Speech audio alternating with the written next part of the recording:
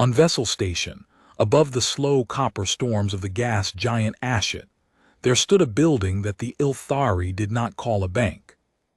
They called it the House of Provenance, and they built it the way older species built cathedrals, high, cold, and designed to make a visitor feel briefly and usefully small.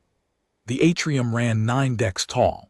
Its walls were faced in pale sintered bone stone quarried out of the ossuary cliffs, and into that stone the Ilthari had carved, in a script older than their spaceflight, the 6 words that governed every transaction under that roof. Coin remembers, let the coin be clean. That was the whole of their faith about money, and they meant it more literally than any human ever quite believed until they saw it in practice. To the Ilthari, wealth was not a quantity. Wealth was a lineage. A mark was not a mark. A mark was a story about where it had been, whose hands had held it, what had been done to earn it, and what had been done to keep it.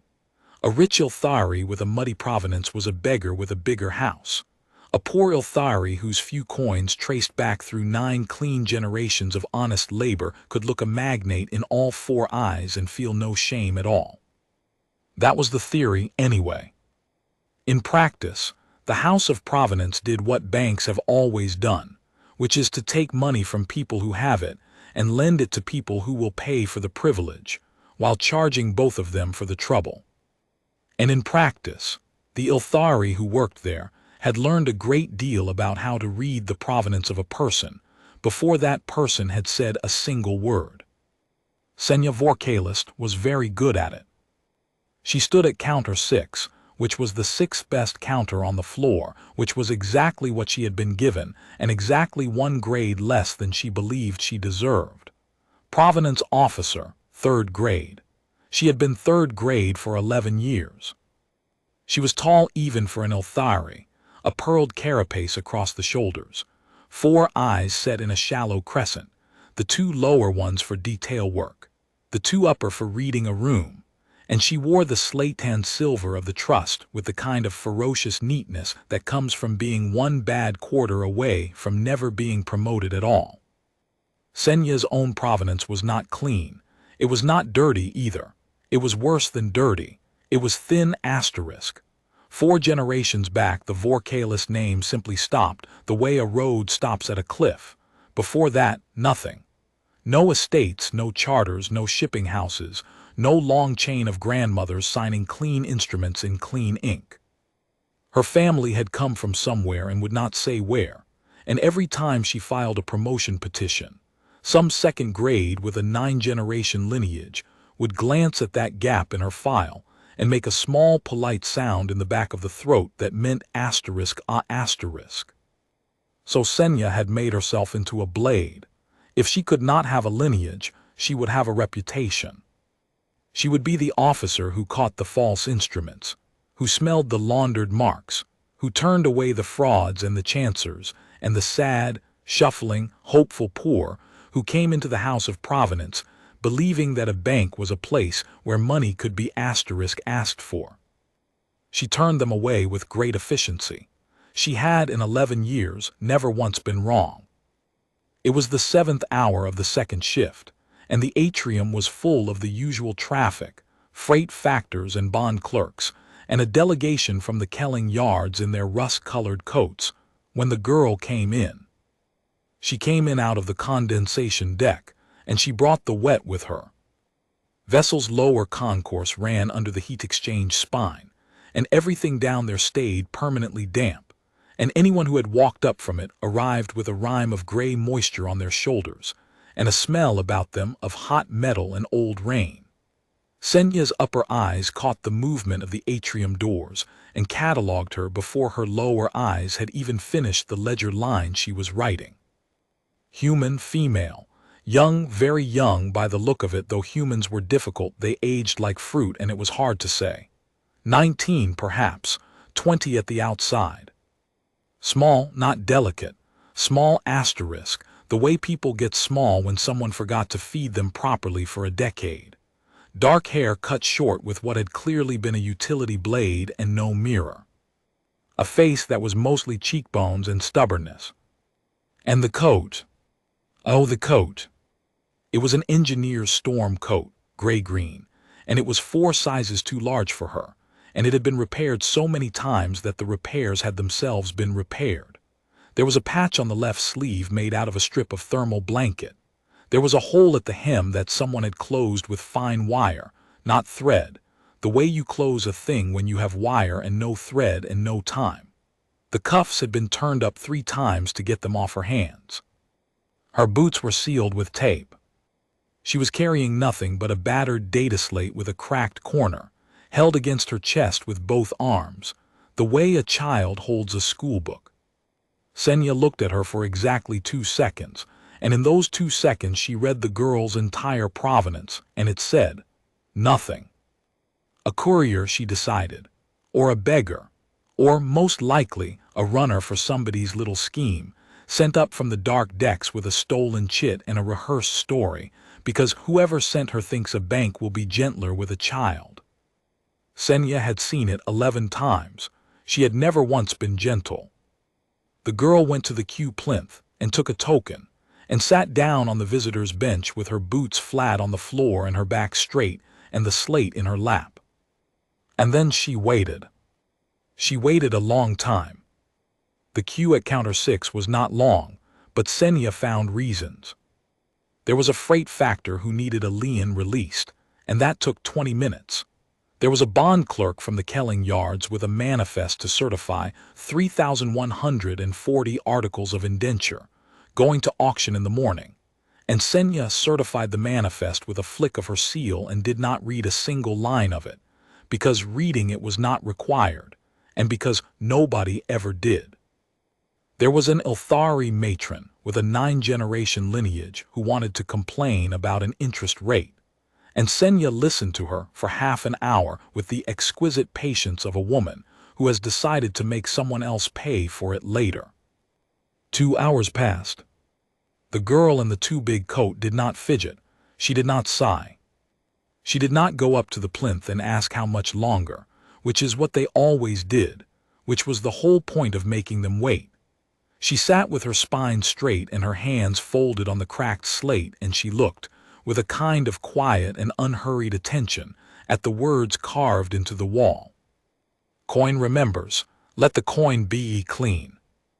Once, Sennaia glanced over and found that the girl was still looking at them, and had, apparently, been looking at them for some time.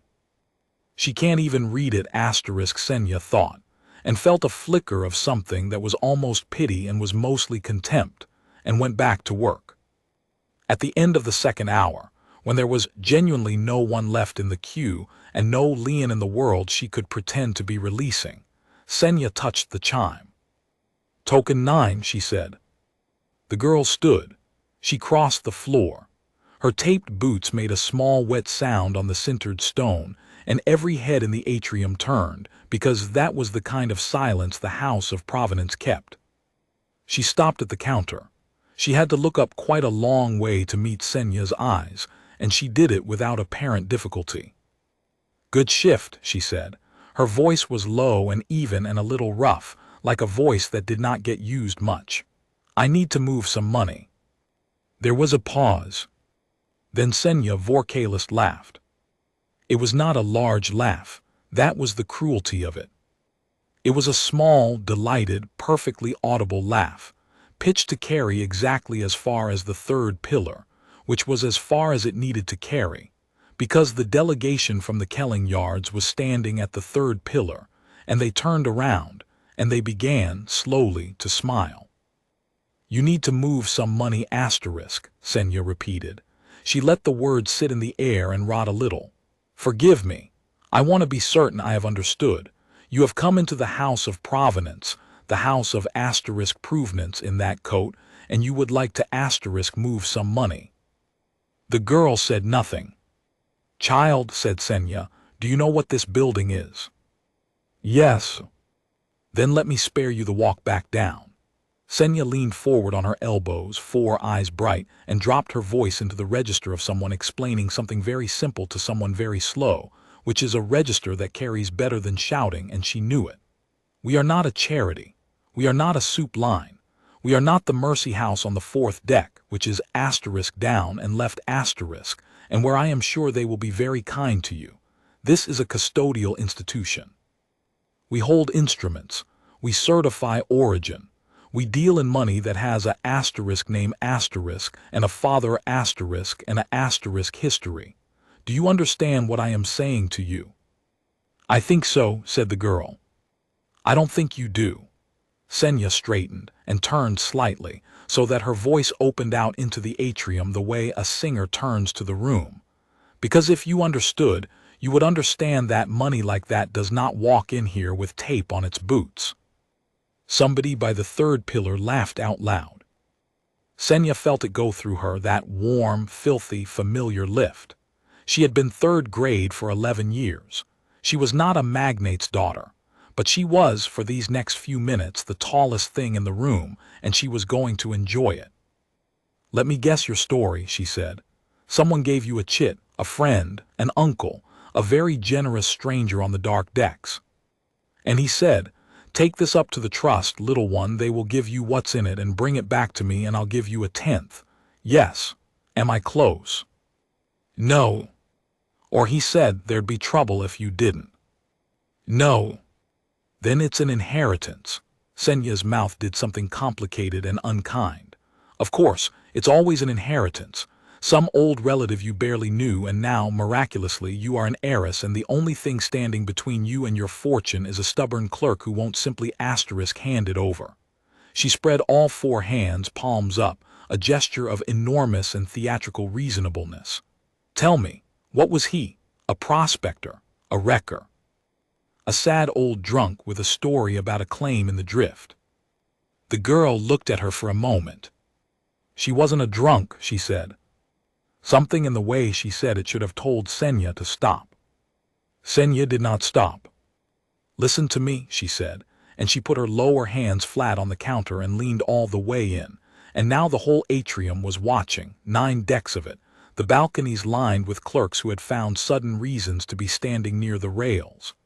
I am going to do you a kindness, which is more than you deserve for wasting 2 hours of a provenance officer's shift. I am going to tell you what happens if you insist. I will scan your little chit. The scan will fail, or worse, it will asterisk not fail, and it will show me a stolen instrument. And then I will call the Concord marshals, and they will take you downstairs, and they will put you in a room, and they will find out who sent you. And you will not enjoy any part of that. You are what, 19, 20? You are too young and too small and too asterisk badly dressed to enjoy any part of that. She let that land. Or, she said, you can turn around and walk out those doors and go and be poor somewhere else, and I will forget I ever saw you. That is the offer. That is the only offer you will get in this building today. The girl in the 2 big coats stood very still. Sennaia waited for the tears. There were usually tears. Sometimes there was shouting, which was better, because then she could call the marshals for real. There were no tears. The girl shifted her weight, a small movement, the kind you make when your boots are wet and your feet have been cold for 2 hours, and she said in the same low, even, unhurried voice, You didn't ask my name. Sennaia blinked, all 4 eyes out of sequence, which in an Ilthari is what surprise looks like. I beg your pardon. You've been talking for 6 minutes, the girl said. You've told me what I am, where I'm from, who sent me, and what I'm going to do next. You've done all of it without asking my name and without looking at my slate. She tilted her head slightly. Her eyes were a very ordinary brown. There was nothing in her face that could be called triumph or anger or even much of anything. She was simply making an observation, the way you would note that a valve was leaking. There's a thing carved on your wall. It says let the coin be clean asterisk. My understanding is that your whole job is to find out where money comes from, before you decide about it. The silence in the atrium changed temperature. So I don't think you're very good at your job, said the girl. Ma'am. For 3 full seconds, Sennaia Vorr-Kalest could not speak. The heat that came up through her carapace then was not the warm, filthy lift of a moment ago. It was rage, pure and white and simple, and underneath it, buried so fast and so hard that she would not admit to it for another 6 hours, was a thin, cold thread of something that felt uncomfortably like being seen asterisk. "Give me the chit," she said. "You'll need to log the scan," said the girl. "Under your own seal, that's the procedure, isn't it, officer of record?" "Give me the chit." The girl set the cracked data slate on the counter. She turned it around. She slid it across the sintered stone, and it made a small dry rasp, and it came to rest exactly in the center of the provenance plate. "My name's Wren Halloran," she said. "The account's not mine. I want to be clear about that from the start because it's going to matter." Sennaia was not listening. Sennaia was already reaching for the plate, already composing in the back of her mind the exact phrasing of the report she would file. Attempted presentation of a fraudulent instrument. Subject female human, approx. 19 standard, detained pending marshal collection. Already tasting how it would sound at the officer's table tonight. The story of the ragged little human who had walked into the house of Provenance in a dead man's coat and told a Provenance officer she was bad at her job. It would be a very good story. She would tell it for years. She pressed her palm to the plate, and the plate woke, and the trust's ledger reached down into that cracked and battered slate to ask it the only question the House of Provenance had ever asked anything.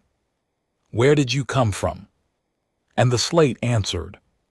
The first thing that happened was that the plate did not print a balance. That was already wrong. The Provenance plate was a stupid device, in the way that all very old, very reliable devices are stupid. You put an instrument on it and it went and asked the ledger, and the ledger told it a number, and the number appeared. It did this in under a second. It had done it in under a second every day for 260 years. What appeared instead, in the flat gray script the trust used for its own internal voice, was "Instrument recognized, hold." Sennaia frowned. She had seen holds before, instruments flagged for review, dead accounts under lien. A hold was a small nuisance. It was not in itself interesting. Then the script changed color. The trust's ledger had 4 colors it could use, and Sennaia had spent 11 years looking at 3 of them. Gray was routine. Amber was caution. Red was fraud or theft or a marshal's flag. The 4th color was white. White was for the founding instruments, the deposits that had been laid down when the House of Provenance was still a stone shell with no roof, the anchor accounts, the ones the trust had been built around. There were 14 of them. They were owned by clan houses whose names were carved into the architrave above the doors. In 11 years, Sennaia had never seen a white line on a counter plate because founding instruments were not handled at counters. They were handled on the 9th deck, in a room she had never been permitted to enter, by officers who did not eat in the same hall as she did. The line came up white. Custodial Instrument 12, the long way home. Status active, standing, founding class 1. Provenance full, VERIFID continuous. Presenting party, HALLORAN Wren, steward of record, seated 41 days. Sennaia read it, she read it again. "This is a forgery," she said. She said it out loud, and she said it too loudly, and she heard herself do it, and it did not stop her because the alternative was worse. "It's not," said the girl. "You have a asterisk somehow asterisk. You have obtained a founding sigil, or you have bought a corrupted key, and you have walked in here with it in a broken slate." "Ma'am." "And I do not know how you did it, but I promise you that you will explain it at length to a marshal." "Ma'am," said Wren Halloran patiently, "the balance is still loading." Sennaia looked down. The balance was still loading. She had never in her life seen a balance take longer than an instant, and now she watched the ledger lay down digits the way a bricklayer lays brick, group by group, left to right, and she watched the field widen and widen and widen again to make room, and something began to go very wrong in her chest. It stopped. Balance, 1,306,212,400 kilomarks. Sennia's lower eyes read it. Her upper eyes read the unit. Kilomarks. The trust did not do business in kilomarks. Kilomarks were an accounting fiction, a scale used exactly once a year, in the trust's own annual reconciliation, when the total capital of the institution was written down in a single line so that it would fit on a single page. Last year, the total capital of the Concord Trust, every deposit, every lien, every vault, every ship it owned, and every debt it was owed, had been written down as 41 million kilomarks.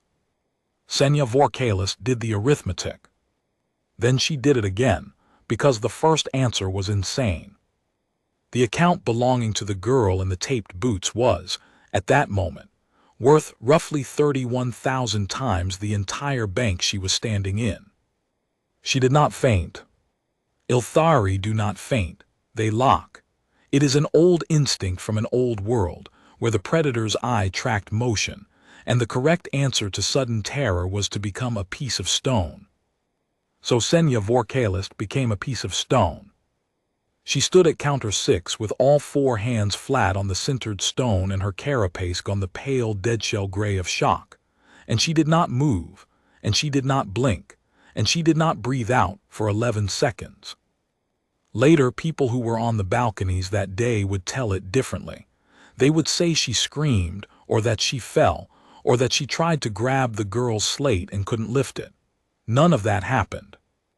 What happened was that a tall, proud, extremely competent woman who had spent 2 hours humiliating a child looked down at a number and simply stopped asterisk, like a mechanism with a snapped tooth, and the whole 9-deck atrium watched her do it in absolute silence. And Wren Halloran stood on the other side of the counter with her hands in the pockets of a coat 4 sizes too big for her, and waited, without any pleasure at all. That was the part Sennaia could not get past afterward, not the number. The girl's asterisk face asterisk. There had been no gloating in it. She had not been savoring anything. She had looked, if anything, faintly sorry, the way you look at someone who has walked into a wall they were warned about. Then the building woke up. It started with the light. The atrium ceiling was a lattice of bone-stone ribs holding 400 lamps, and those lamps went all at once, from working white to a deep and solemn amber that nobody under 60 years old had ever seen in that room. Somewhere above the 9th deck, a bell rang. Not a chime.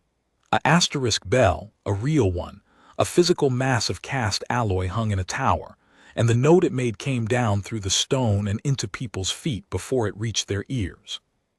Every clerk on every balcony stood up.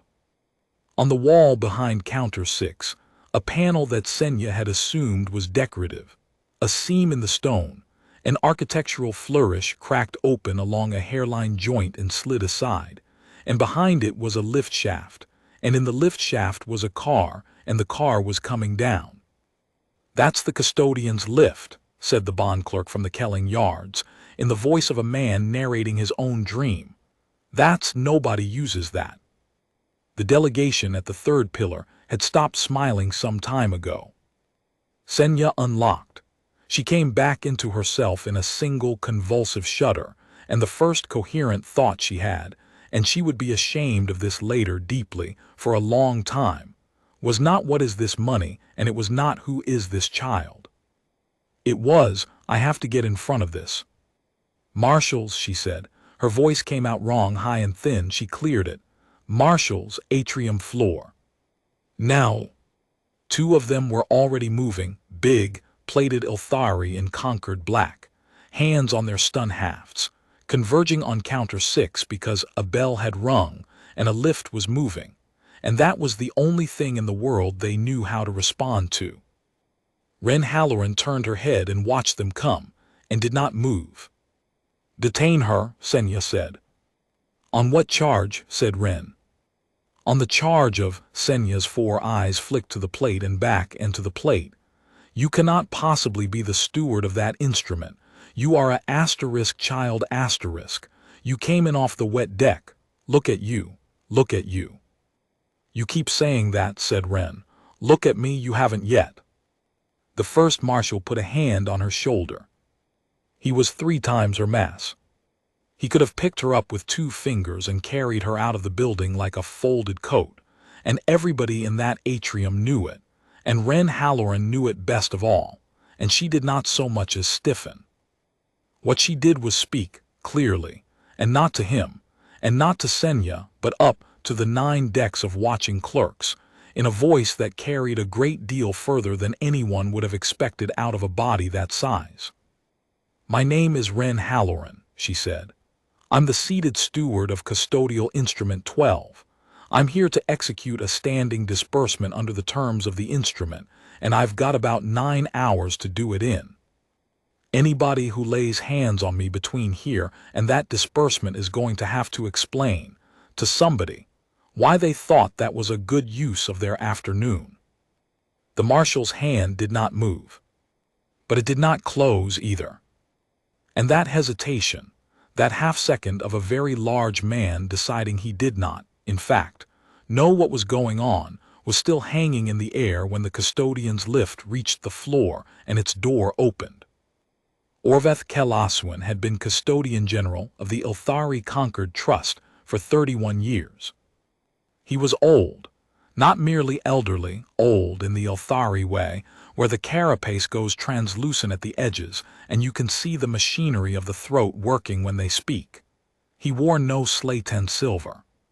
He wore a plain, unbleached robe, because at his level the whole point was that you no longer needed to signal anything to anyone. He walked out of the lift and across the atrium floor, and he did not look at Sennaia, and he did not look at the marshals, and he did not look at the number still burning white on the counter plate. He looked at the girl. He looked at her for a long moment. The wet coat, the wire-stitched hem, the taped boots, the short hacked hair. And something moved through his face that was not contempt and was not welcome, and that Sennaia, watching, could not read at all. You would be Merck's girl, he said. Wren's chin came up half an inch. I was hers, she said. Yes. She is dead. 41 days. I know precisely how many days. Orvath's voice was dry as a page turning. I have been counting them.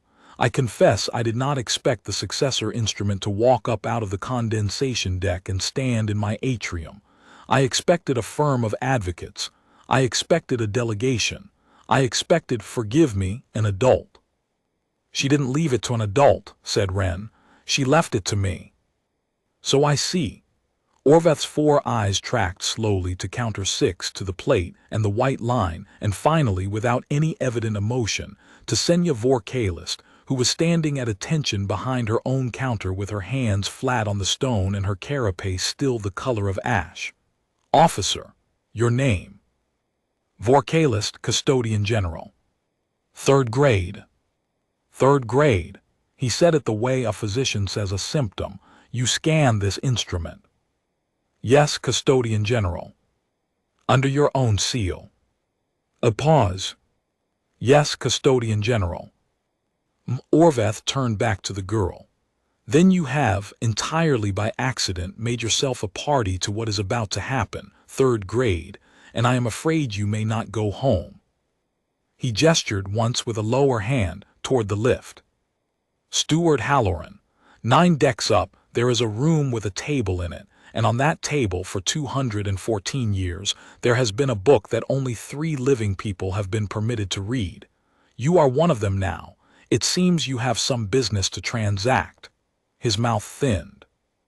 And I have a very great deal to say to you about it. Wren looked at the lift, then at the marshal, who took his hand off her shoulder as though it had grown warm, then last at Sennaia. Ma'am, she said, you're coming, aren't you? It was not a question, and it was not kind, and it was not cruel either. It was the flattest, plainest sentence anyone had spoken in that room all day. She is, said Orvath. She scanned it. Under the Concord's law of instruments, the officer who certifies a founding presentation is bound to it until the matter is closed. She could not leave this building now if the hull came off. He was already walking. Come along, third grade. You wanted to know where the money came from. Sennaia stood frozen at counter 6 for one more second. Then she came out from behind it, walked out into the open floor of the atrium, past 9 decks of clerks who had all, every one of them, heard her laugh, and followed a 19-year-old human in taped boots into a lift that she had been told, on her first day, 11 years ago, she would never in her life be important enough to ride. The door closed. The bell above the 9th deck went on ringing for a long time. The lift went up very slowly. That was the first surprise. Sennaia had always assumed the custodian's lift would be fast, that the 9th deck would be reached the way power is reached, in a rush, with a sense of ascent. Instead, the car crawled. It was a heavy old mechanism of counterweights and cable, and it climbed the spine of the building at roughly the speed of a person walking, and it took 4.5 minutes. She stood in it with a custodian general she had spoken to twice in her life, and a human girl who came up to her sternum, and the smell of wet metal off a coat. Nobody said anything for the first 2 decks. Sennaia used the time to be, quietly and comprehensively, sick with terror. I laughed at her. The thought came around and around like a bad bearing, in the atrium, in front of the Kelling delegation, in front of the balconies.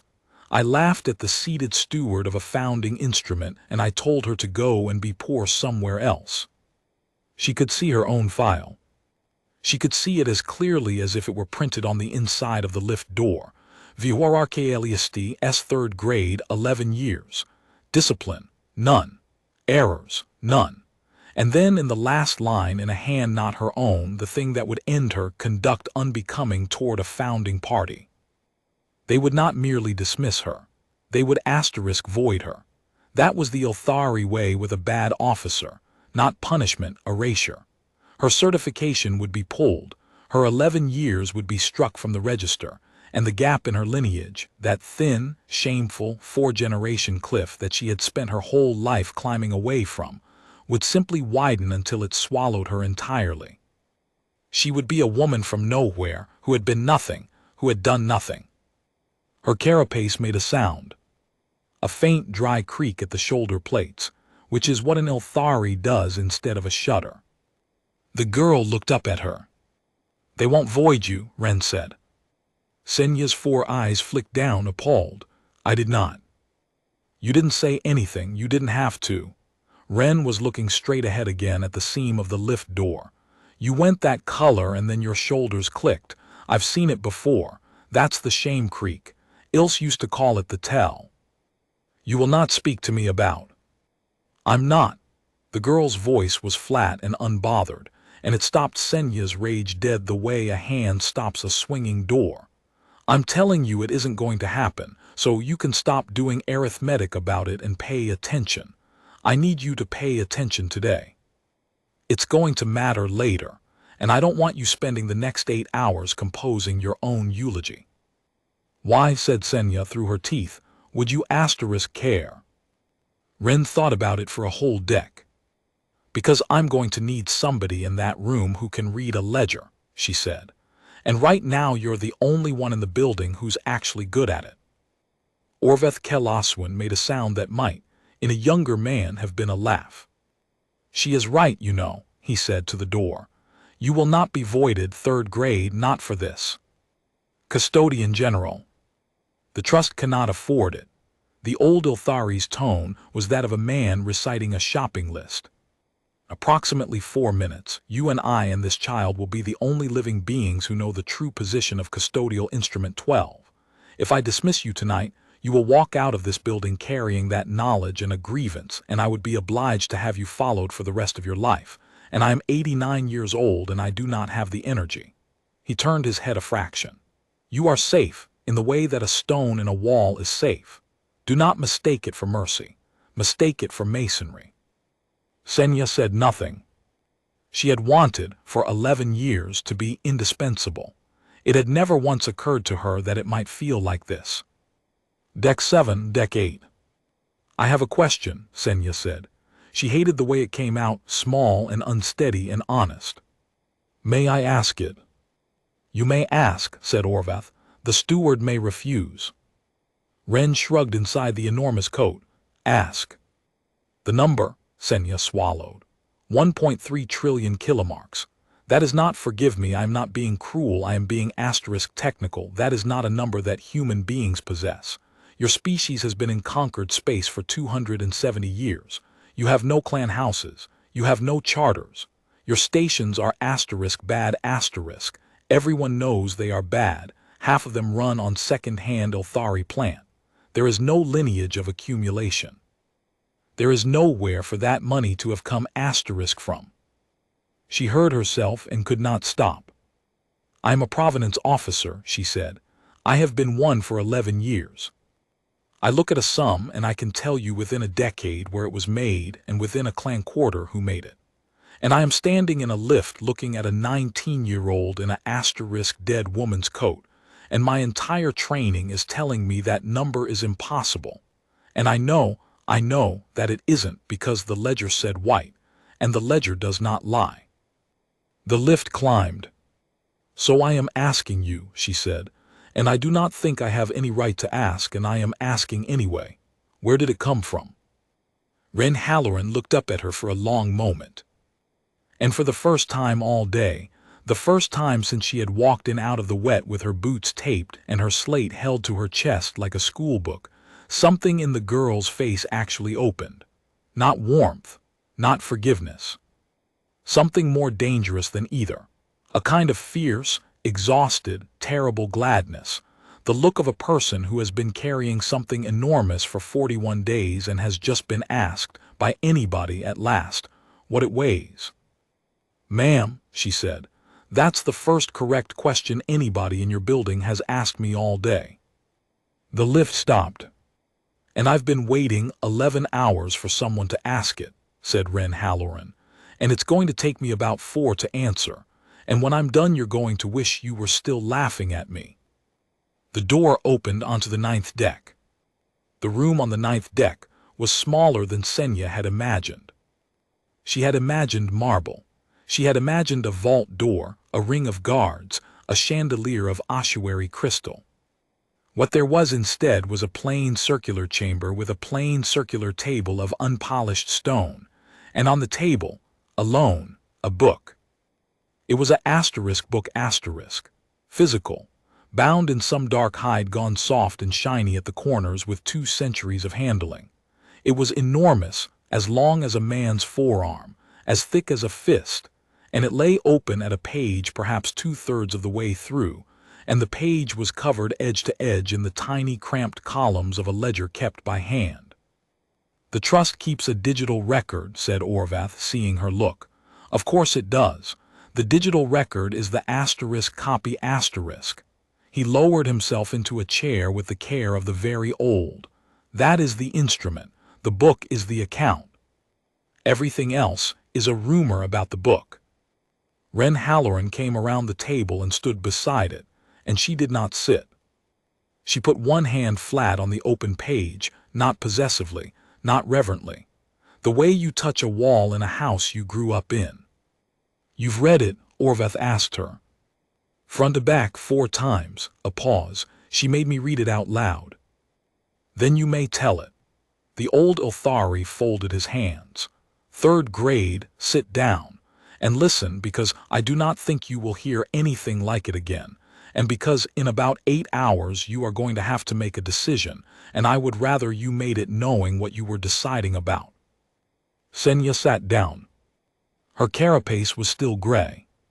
She had, somewhere between the 4th and the 7th deck, stopped being able to look at the girl directly. Where do you want me to start? Wren said. Where the coin starts, said Orvath. You know the form.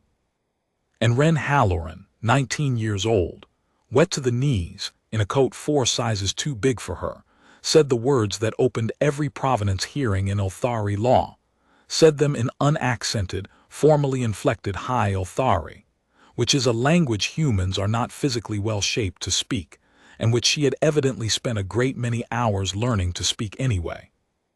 It came from somewhere, let us say where. And Sennaia Vorr-Kalest, 3rd grade, put her 4 hands in her lap and discovered that she was shaking. "You know the Kesh drift," Wren said. "Everyone knows the Kesh drift. Tell me what you know." Sennia's mouth moved before her mind caught up, reciting out of some childhood lesson. A debris belt, 91 light towers across, the remains of a war or an accident, nobody agrees. It sat across the only viable transit corridor between the Concord core and the outer shipping. It was cleared. She stopped. It was cleared about 200 years ago. "It was cleared over 86 years, said Wren. "And it wasn't cleared by machines because the drift was hot, radiologically hot, and full of live ordnance, and full of wrecks with power cores that were still, technically, thinking. Machines went in and came out mad or didn't come out. The Concord tried for 30 years and lost every automated fleet it sent." "So they hired," said Orveth quietly. "So they hired," Wren agreed. "And the only people who would take the contract were the people who had nothing else, which, at that point in history, ma'am, was us." She said it without heat. That was somehow worse. Humans had been in Concord space about 60 years. We had no charter, no lineage, no standing. We had a lot of very tired people living on very bad stations, and we had the one thing the job actually required, which was a species willing to send its own children into a place that killed a third of them. Wren's finger moved down the ledger column, not searching, just resting. "They called it the long shift. You went out for 4 years. You came back, if you came back, with enough hazard pay to buy a family out of a bad situation for good.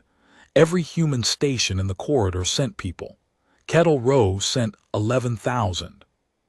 "And how many came back?" Sennaia heard herself ask. Wren didn't look up. "Kettle Row got 4,106 back," she said. "The rest are in the drift. They're still there. You can't recover a body out of a place like that. It stays where it stopped." The room was very quiet. "Now," said Wren, "here's the part that matters. The Concord is not a cruel government. I want to be fair about that because it's in the book and the book is fair. When a contracted worker died in the drift, the Concord paid. It's your law. It's a good law. You call it the solace sum, the price of a sorrow, paid to the family of the dead, because your people believe that a debt of grief that goes unpaid poisons the coin of the house that owes it." "Aswinvel," said Sennaia softly, "the sum of the empty seat." "That's it." For the first time, something almost like warmth crossed Wren's face. "Yes, that's a good phrase. My Ilse used to say it. Anyway, the Concord paid it. Every time. 86 years, tens of thousands of deaths, and every single time, a clerk in a building like this one drew up a settlement and sent it out to the family of the dead." She let a beat go by.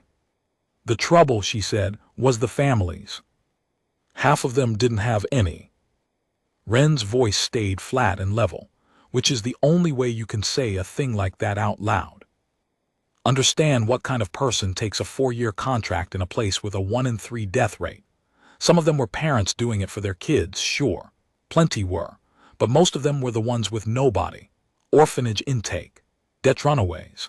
Station kids who aged out of the creche at 15 and found out there was no work and no room and no reason for them to exist. And then somebody came around with a recruiting slate and said, 4 years and you'll never be poor again." She turned a page. The paper made a sound like a slow breath. "They died out there and the Concord did exactly what its law said, and it drew up a solace sum, and it went looking for the family and there wasn't one. So the payment sat. It went into an unclaimed pool, and after 9 years it reverted, and it went back into the Concord's general fund, and that was the law too, and nobody was doing anything wrong." "Nobody was doing anything wrong," Orveth repeated. He was looking at the ceiling. "Say the rest of it, girl." "A woman on Kettle Row noticed," said Wren. "Her name was Adiz Okonkwo. She ran the intake house, the orphanage, the one most of the recruits came out of.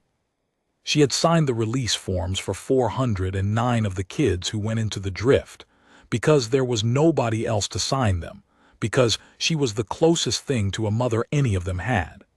And when they started dying, the Concord sent her the notifications, because she was the last name on the file. Wren's finger stopped on a line. And she thought, I am the family. Sennaia had not moved in some time. She fought them for 6 years, Wren said. She wasn't a lawyer. She was a woman who ran a house with a leaking roof for 200 children. She learned Concord instrument law out of a stolen reader in a cold room, and she filed, and she was refused, and she filed again, and she was refused. And in the 7th year she found the clause, it's on page 4, if you want to see it.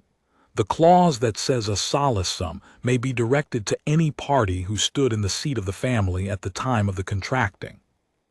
That clause was written for war fosters, said Orveth, for clan children raised out of house. I know, she knew too. She used it anyway. Wren shrugged very slightly.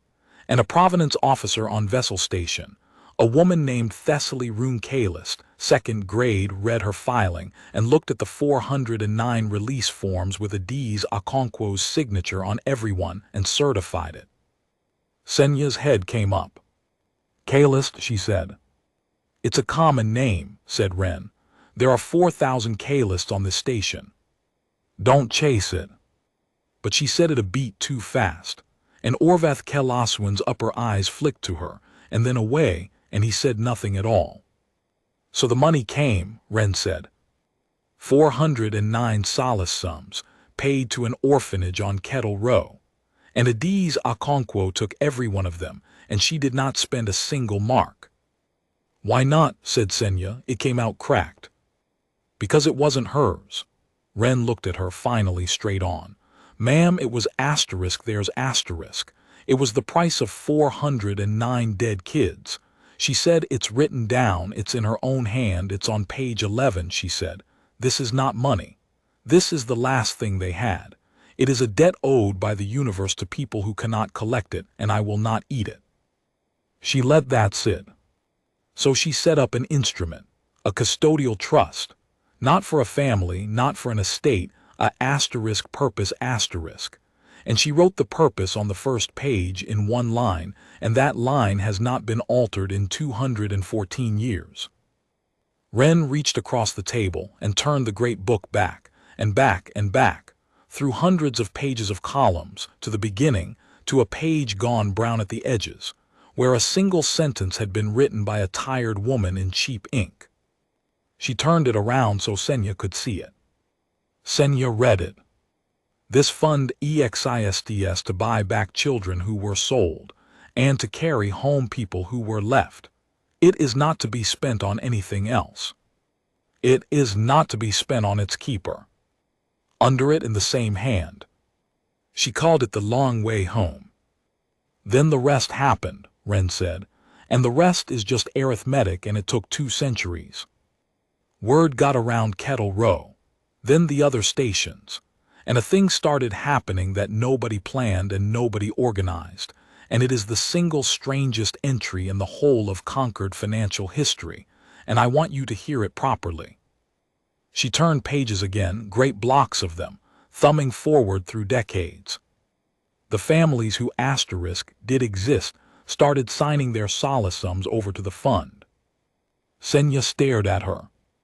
Not all of them, Wren said. Not even most at first, but some. A mother in the 3rd year of the clearance signed her son's death payment across to Adie's Okonkwo with a note that said 4 words. It's on page 60. The note says, "We don't take money for our dead." That is not rational, Sennaia said. They were poor. They were desperately poor. You have told me they had nothing. Yes. Then why asterisk? Because it was blood money, ma'am. Wren's voice did not rise. It went, if anything, quieter. Because taking it meant agreeing to the price. Because a man who takes the sum for his daughter has, in some way that he will feel every day for the rest of his life, sold her. And some people would rather stay poor. She looked down at the page. It's not rational. I've never claimed it was rational. It's just what they did. Enough of them did it that it became the thing you did. And then it became the thing you were expected to do. And by the 40th year of the clearance, The Concord's own settlement clerks had a line on the form, a box you could tick, and the box said direct to instrument 12 asterisk, and 9 out of 10 families ticked it. Orveth spoke, and his dry old voice had a burr in it now. 211,000 solace sums, he said. Over 86 years, paid by the Concord for the dead of the drift and given by their people into a single account held by an orphanage on a station with a leaking roof. And then it sat, said Wren. That's the whole trick, that's all it is. It sat and it compounded, and the terms of the instrument said the keeper could spend it only on the purpose and never on herself, so it kept asterisk sitting, and 214 years is a very long time for a very large number to sit. She closed the book gently on her thumb. That's where the money came from, she said. It's not a fortune. Everybody keeps calling it a fortune. It isn't. It's 211,000 people who didn't come home, and it's their families saying no thank you, and it's a woman with a leaking roof refusing to spend it for 60 years until she died. Every mark in that account has a asterisk name attached asterisk, ma'am. Every single one. That's the provenance. A very small, very tired smile. You wanted it clean. It's the cleanest money in this building. It might be the cleanest money in the Concord. Sennaia Vorr-Kalest put both upper hands over her face. She had been a provenance officer for 11 years. She had spent 2 hours that afternoon explaining to a child that money in this building had a name, and a father, and a history, and that money like that did not walk in with tape on its boots. And you, she said from behind her hands, what are you, who are you? Me, said Wren. She sounded genuinely surprised to be asked. I'm nobody, she said. That's sort of the point of me. I was an article of indenture, lot 411 out of the Kelling yards. I was sold at 4 and bought at 7. Ilse Merck came down the row with a trust chit and a bad hip, and she bought me and 106 other kids out of that lot, and she paid for it out of that book, and every mark she spent had a dead person's name on it. She set her hand flat on the cover. And then she took me home and she taught me to read, and then she taught me to read asterisk this, she tapped the book, and she made me say the names out loud, one at a time, for 12 years until I understood what I was standing on. Wren Halloran looked up. I've got 14 marks in my own name, ma'am, she said. 14. I checked this morning. I'm not rich. I'm not an heiress. I'm the girl they left holding the door open. Orveth Kalest let the silence run for a long moment. Then he did something Sennaia had never in her life expected to see a custodian general do. He inclined his head to a human. It was a small bow, 2 centimeters, no more. In Ilthari body language, it meant your account of the matter is accepted as true, and it was the single most formal gesture in the whole vocabulary of the House of Provenance, and he gave it to a 19-year-old girl in taped boots. Then he straightened, and his face closed like a door. Now, he said, I am going to explain to you why you will not be permitted to spend it. Wren did not react. That, Sennaia thought, was the thing about her, not that she was brave exactly, that she had clearly been braced for this since the moment she woke up. Kelling yards, Wren said, lot 209.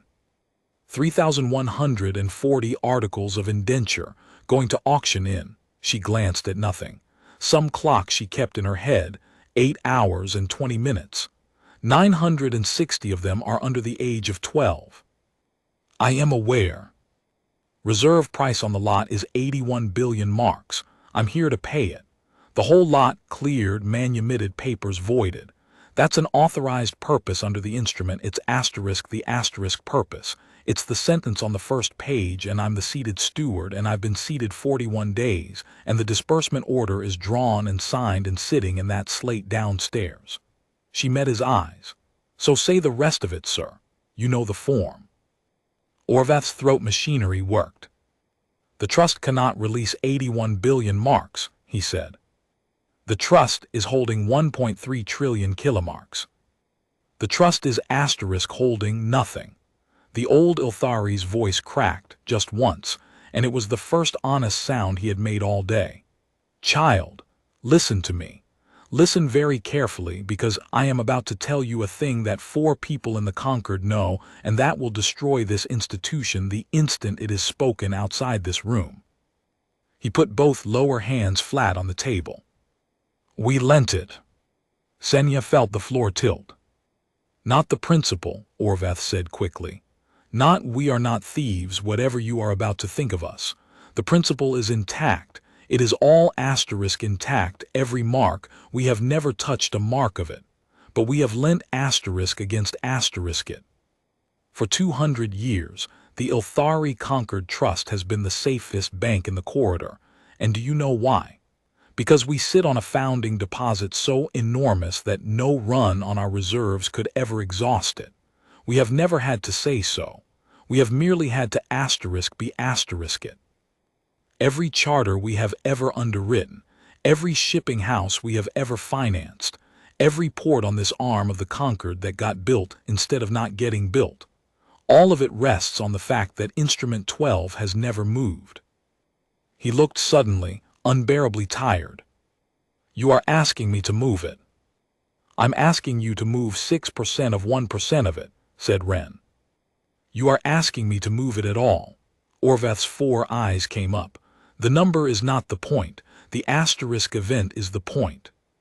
If Instrument 12 makes a withdrawal, any withdrawal, 1 mark, a asterisk single mark, then it is an account that withdraws, and every counterparty in the corridor will reprice us within the hour, and the liquidity will go, and I will be standing in that atrium tomorrow morning explaining to a great many angry people why the safest bank in the Concord is not." "So it's the bank," said Wren, "against 3,140 people." "It is the bank," said Orvath, "against 3,140 people, and I have been awake for 4 nights doing that arithmetic, and I am not going to pretend to you that I like the answer." He offered her the deal at the 5th hour. It was, Sennaia had to admit, an extraordinarily good deal, and it was made in good faith, and that was what made it obscene. The trust would seat Wren Halloran as keeper in perpetuity, with a stipend, a real stipend, generous, life-changing.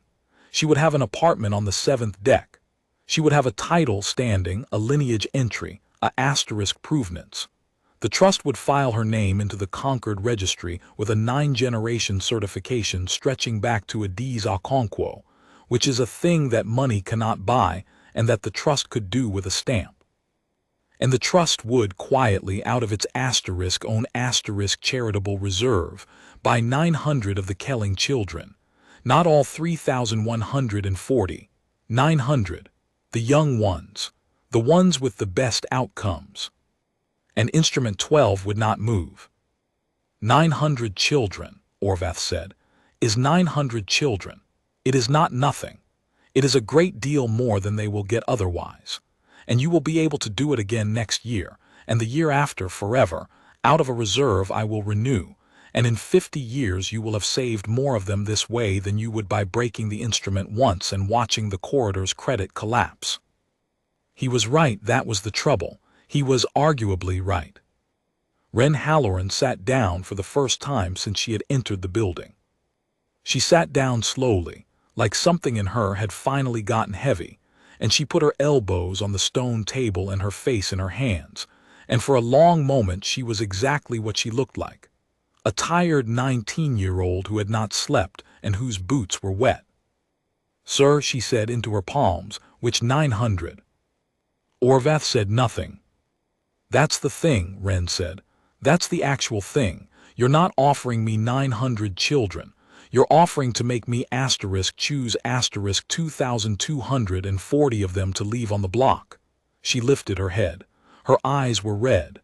"And I'd do it. I want you to understand that I would absolutely do it, because 900 is not nothing, and I'm not a fool, and Ilse taught me arithmetic before she taught me anything else." "Then—" "But I can't." She said it almost apologetically. "The instrument won't let me. Page 1. It is not to be spent on anything else. It is not to be spent on its keeper." She spread her hands. Sir, you're offering to pay me. That's what a stipend is. That's what a lineage entry is. You're offering to make my life comfortable and my name clean in exchange for 2,240 people. And I don't get to take that, because 214 years ago, a woman with a leaking roof wrote down that the keeper doesn't get to take that. And I am the fourth keeper, and I have read her handwriting so many times I can see it with my eyes shut. She stood up. The disbursement is authorized, she said. Execute it. That was when Wren Halloran stopped being a tragic old man and became, for 11 minutes, the custodian general of the Concord Trust. I refuse, he said, on grounds of provenance. Sennia's head snapped around. The instrument's disbursement, Wren continued, requires the countersign of a provenance officer, certifying that the origin of the funds is verified, continuous, and clean. That is Concord law. It is not my law. It is the law. It has stood for 600 years, and I could not set it aside if I wished to. He turned his head. Third grade. Sennia's mouth had gone dry. Custodian General. You are the officer of record. You scan the instrument under your own seal. Yours is the only countersign in this building that can release those funds, and mine is the only signature that can direct you. He said it without any relish at all, and that was the horror of it. He said it like a man reading out a sentence he had already served himself.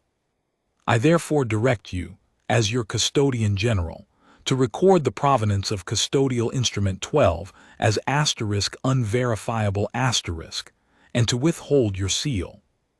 The room went absolutely still. Unverifiable, Sennaia repeated. Yes.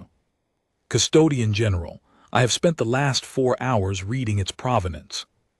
You have read a book. I have read the book. The origin is documented to the individual settlement. It is, her voice climbed and she hauled it down, it is the most completely provenanced instrument I have ever seen. It has 211,000 named sources. It has receipts. Sir, my entire grade exists to certify things 100 as clean as this. I am aware. Then you are asking me to lie. I am asking you, said Wren, to write one word in a box and to save the credit of every port between here and the Ashet Transit and to keep 900 children alive and to go home tonight. His old eyes did not waver. And yes, I am asking you to lie. He rose. You have until the auction, third grade, 7 hours. If your seal is not on the instrument at the hour of the lot, the disbursement fails on the clock, the lot sells and the matter is closed, and no one will ever know what happened in this room. He moved toward the lift. I am going to my office, and I am going to sit in it, and I am not going to sleep, and I would be grateful if neither of you followed me. The lift took him. The silence he left behind was the worst thing Sennaia had ever been in. She sat at the stone table with the great soft-cornered book in front of her, and across the table sat a girl in a wet coat who had, 7 hours ago, been the least important person in the building. You could have told me, Sennaia said at last. Downstairs, at the counter. You could have stopped me at any point in 6 minutes and told me what you were, and I would have. You'd have been polite to me, said Wren. Yes. That's not the same as being right. Wren rubbed her eyes with the heels of her hands. Ma'am, I've had this conversation about 400 times in my life, and it always goes the same way. If I'd walked in and said I'm the steward of instrument 12 *, you'd have laughed harder. You'd have had me arrested faster. The only reason you believe me now is that a machine told you to, not because you looked. That is, Sennaia stopped. She had been going to say unfair. She discovered that she could not. He's right, you know, Wren said quietly. The old man, about the bank.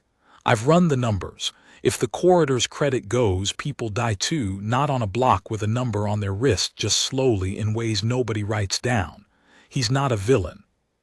He's a man in a bad place, doing the arithmetic honestly, and getting an answer he hates. Then why?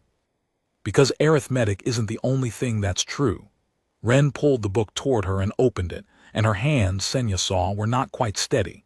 211,000 people gave up the price of their dead so that this would exist, not so it would be *safe*, not so a bank could be solid. They gave it up so that somebody someday could walk into a place like the Kelling Yards and open the cages. She turned a page. The money isn't the point, ma'am. The money was never the point. It's a * promise that a lot of very poor people made to a lot of dead ones, and every year it doesn't get kept, it gets a little more expensive to keep. Sennaia looked at the book. "Ma'am," said Wren, "I'm going to ask you for something, and then I'm going to stop talking because I've said everything I've got." "Ask." "Don't sign it for me." Wren met her eyes. "I'm not asking you to be kind to me because you were cruel to me this morning. That's a bad reason. That's just a different way of not looking at the ledger." She pushed the book across the table until it sat squarely in front of the provenance officer. "You're an officer of provenance. You spent 11 years learning to find out where money comes from. So find out, read it, do your job." She stood. "And whatever you find," she said, "put that in the box." Then Wren Halloran walked to the far side of the round room and sat down on the floor with her back against the wall. And because she was 19 and had been awake for 31 hours and had nothing left to do, she fell asleep.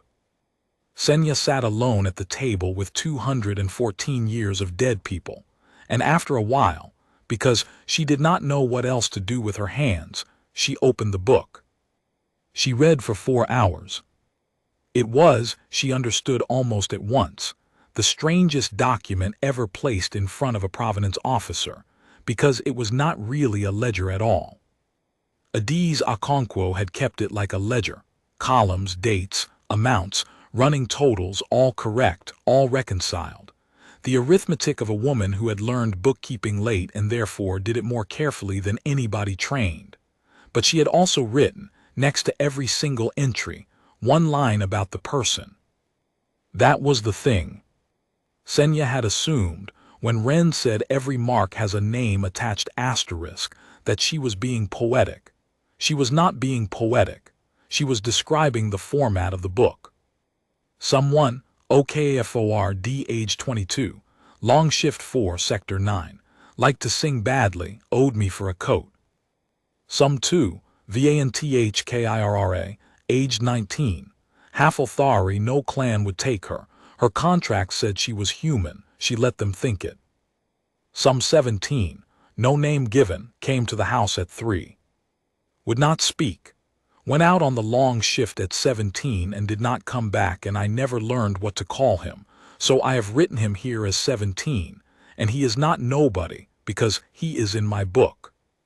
Sennaia Vorr-Kalest, 3rd grade, sat in a locked room on the 9th deck of the House of Provenance and read the names of dead children for 4 hours, and at some point she noticed that her lower eyes had begun to leak, which was a thing Ilthari eyes did not do, and which she had been told as a child was a defect.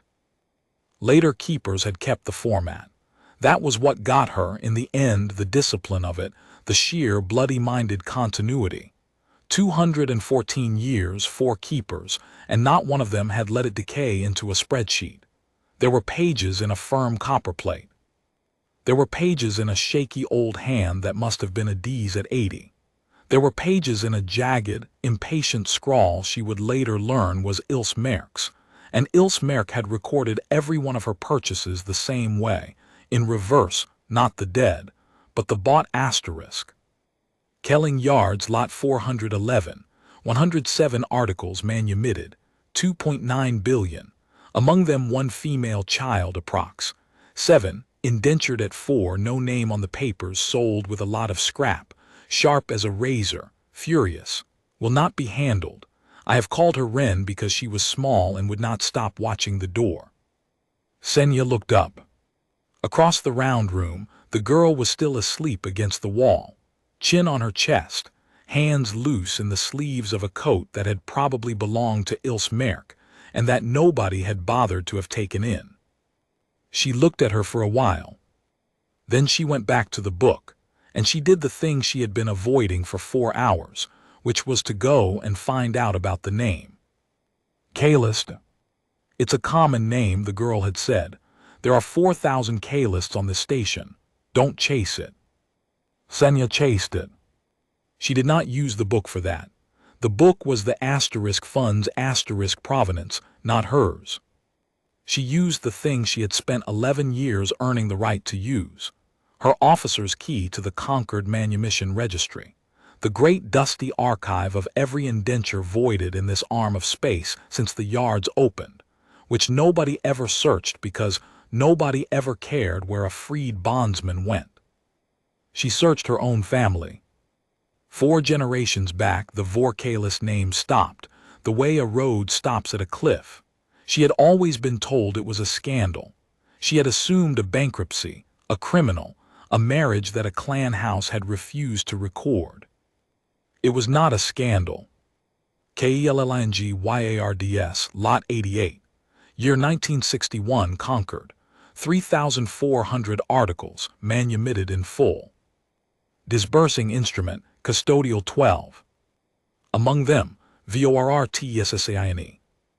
Aged 11. Debt born 3rd generation, KELLING bond clan. Manumission fee, paid.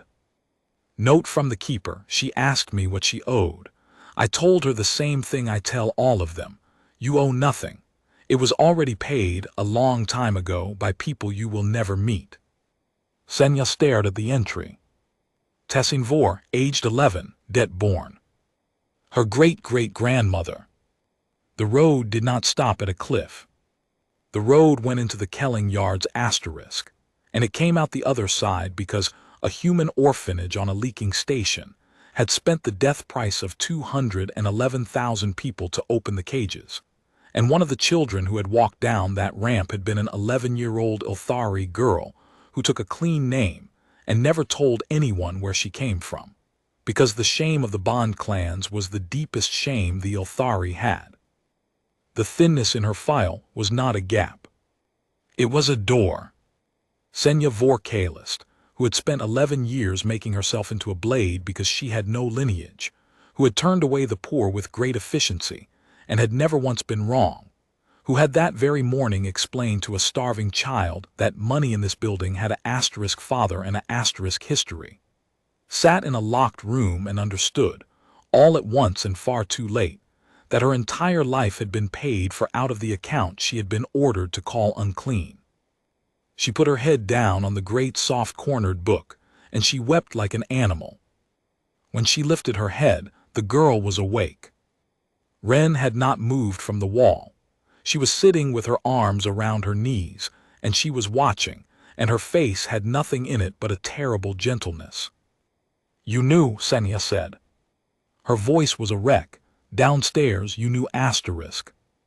"I knew there was a Kalest in the fund's history. 2nd grade certified the first filing." Wren shrugged, exhausted. "That's a coincidence. It's a common name. I didn't know about that asterisk." She nodded at the registry screen. "But I guessed, when you said the word asterisk Oswinvel the way you said it. Bond clan children get taught that phrase differently. It's the only thing they're allowed to be owed." "How could you asterisk possibly?" "Because I've bought 4,000 people out of the yards in the last 2 years, ma'am, and I've watched every one of them walk down the ramp, and they all do the same thing." Wren's voice was very quiet. "They straighten up, they fix their collar, and then they spend the rest of their lives making sure nobody ever finds out." Sennaia made a sound. "It's not a coincidence," Wren said. "That's what I wanted to tell you, and I didn't because it would have sounded like a threat. It's not a coincidence, and it's not fate, and it's not the universe being poetic at you. It's arithmetic asterisk." She got slowly to her feet. "We bought out 900,000 people, over 2 centuries. 900,000, ma'am, in a corridor of maybe 40 million. Do the division. Everybody in this building has somebody in that book. Everybody. Most of them just never look." She crossed the room, and she stood at the table, and she put the cracked dataslate down beside the ledger. The disbursement order was on it, 81 billion marks. Kelling Yards, Lot 209, 3,140 articles, manumitted in full. There was one empty box. "Auction opens in 50 minutes, said Wren Halloran. "I'm not going to ask you again. I already asked you once, and I meant it. Do your job and put in the box whatever you actually found." Sennaia looked at the box. Then she looked at the girl in the too big coat, and she thought about the atrium, and the 6 minutes, and the small delighted laugh she had pitched exactly as far as the third pillar. "They will destroy me," she said. "Yes," said Wren, "they probably will. I will lose my grade, my seal, I have nothing else, do you understand? 11 years. I have no house, no clan, no lineage." "Ma'am," said Wren, "you have a asterisk lineage asterisk." She put one finger on the registry screen, on the line that said VORR-TSSAINE, aged 11. "It's right there," she said. "It's the oldest one in this building. It goes back to a woman with a leaking roof who wouldn't eat the money, and 211,000 people who wouldn't take it, and an 11-year-old girl who walked down a ramp at the Kelling Yards and decided to be somebody." Her jaw set. "You've been ashamed of the wrong end of it your whole life." Sennaia Vorr-Kalest sat very still. Then she reached out, with a hand that was perfectly steady, and pressed her seal into the box. "Provenance, VRIFID, continuous. Clean. Origin, 211,406, NAMED Solace SUMS. KESH Drift Clearance. YEARS 1874 1960 Concord. Certifying Officer, Vorr-Kalest S. 3rd grade. Remark of the officer, I have read every name, I found my own." The slate chimed. Somewhere far below, in a room she had never seen, 81 billion marks left the oldest account in the Concord, and went out across the transit relay toward a set of pens on a rock 2 hours away.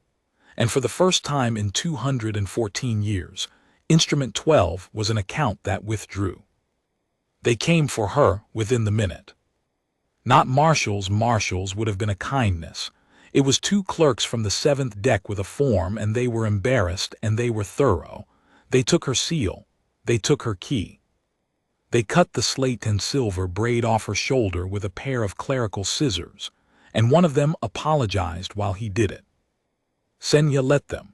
She stood in the round room with her hands at her sides and let them take 11 years off her, piece by piece, and she found with a mild, remote astonishment that she was not afraid. Orveth-Kelaswin came down at the end. He stood in the doorway, ancient and translucent-edged, and he looked at the empty box that was no longer empty, and at the ledger, and at the girl, and at his ruined 3rd grade officer. He did not shout, he did not threaten. He read the remark of the officer.